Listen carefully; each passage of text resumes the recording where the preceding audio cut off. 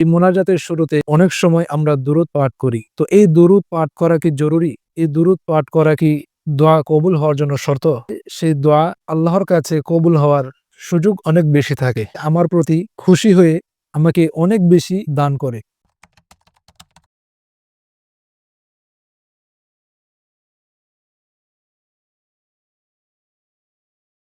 আসসালামু আলাইকুম ওয়া রাহমাতুল্লাহি ওয়া বারাকাতুহু। নাহমাদুহু ওয়া নুসাল্লি আলা রাসূলিহিল কারীম, আম্মা বা'দ।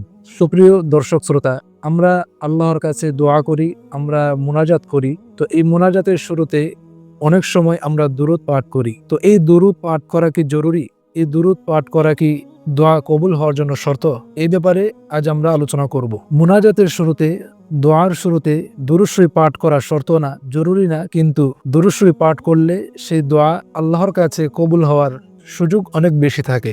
এক হাদিসে আল্লাহর রাসূল সাল্লাল্লাহু আলাইহি ওয়াসাল্লাম ইরশাদ করেছেন যে, তোমাদের মধ্যে কেউ যখন আল্লাহর কাছে দোয়া করবে, সে যেন দোয়ার শুরুতেই আল্লাহর প্রশংসা করে নেয় এবং আমি নবীর উপর দুরূদ পাঠ করে নেই। সেজন্য আমরা যদি চাই যে আমাদের দোয়াটা আল্লাহ তাআলা দ্রুত কবুল করুক, আল্লাহর কাছে আমার দোয়াটা গ্রহণযোগ্যতা পাক, এই দোয়াটা আল্লাহ তাআলা গুরুত্বের সাথে গ্রহণ করুক, তাহলে ওই দোয়ার শুরুতে আমরা আল্লাহর প্রশংসা করব।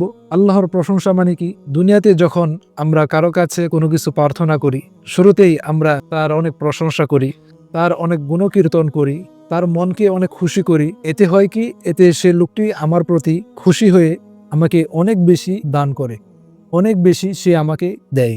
তো দুনিয়ার ক্ষেত্রে যদি এমন হয়, আল্লাহর ক্ষেত্রেও বিষয়টি এমন।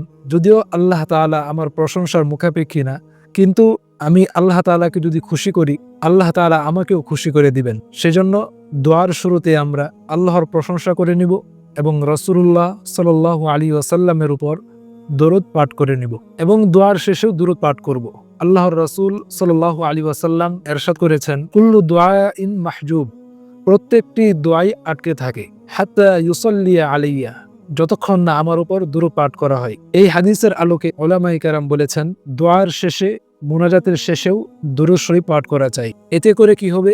এতে করে আমার দোয়াটা আল্লাহর দরবারে অনেক গুরুত্বের সাথে উপস্থাপিত হবে। যেই দোয়ার শুরুতেও নবীজির উপর দুরূদ পাঠ করা হয়েছে এবং দোয়ার শেষেও নবীজির উপর দুরূদ পাঠ করা হয়েছে, এই দোয়াটা যখন আল্লাহর দরবারে, আল্লাহর কাছে উপস্থাপিত হবে, আল্লাহ তাআলা সেই দোয়াকে অবশ্যই কবুল করবেন। আল্লাহ তাআলা খুশি হয়ে সেই দোয়াকে কবুল করে নেবেন। এই জন্য আমরা দোয়ার শুরুতে এবং দোয়ার শেষেও নবীজির উপর দরুদ পাঠ করব। আল্লাহ তাআলা আমাদেরকে আমল করার তৌফিক দান করুন।